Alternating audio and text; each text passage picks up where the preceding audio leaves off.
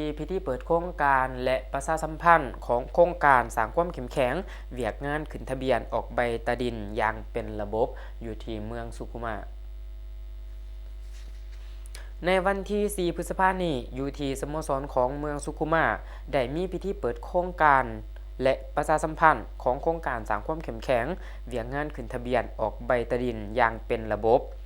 ภายใต้การเป็นประธานของทานพรพิรุณนรสินห์ห้องเลขาพรรคเมืองประธานคณะกรรมการปกครองเมืองทานคิดล่าไส้ก๊อกมีล่าห้องหัวหน้ากรมคุ้มครองและพัฒนาที่ดินกระทรวงเกษตรกรรมและสิ่งแวดล้อมทานปริญญาเอกนางดวงมณีหลวงมณีห้องหัวหน้าแผนกเกษตรกรรมและสิ่งแวดล้อมแขวงจำปาสักทานพรเพียรพักหัวหน้าของการเกษตรกรรมและสิ่งแวดล้อมเมืองสุขุมะมีประธานคณะกรรมการปกครองหาตาแสงพนักงานวิชาการจากศูนย์กลางจากแขวงและเมืองของการที่เกี่ยวของเมืองพร้อมด้วยบ้านเป่าไม้เขาห่วมซึ่งในพิธีทานพรพิรุณนรสินห์ห้องเลขาพรรคเมืองประธานคณะกรรมการปกครองเมืองก็ได้กล่าวเปิดพิธี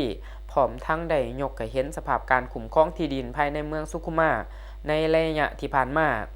แม้นได้สำเร็จการจัดสรรที่ดินขันจุลภาคการจัดตั้งปฏิบัติการขึ้นทะเบียนออกใบตาดินผ่านมา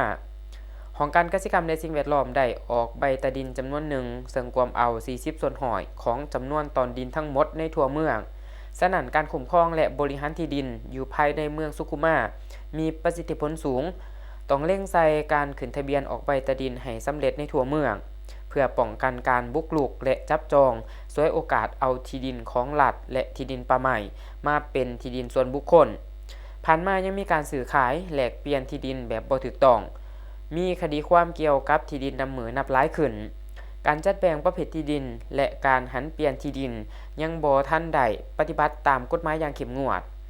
จากนั้นผู้เข้าร่วมยังได้สนทนาแลกเปลี่ยนคำคิดคำเห็นอย่างตรงไปตรงมากับขั้นตอนประกอบเอกสารและการจำแนกประเภทที่ดินที่สามารถออกใบตาดินได้ตามกฎหมายเพื่อสร้างความเข้าใจที่เอกภาพกันระหว่างภาคส่วนจัดตั้งปฏิบัติและประชาชนเจ้าของที่ดิน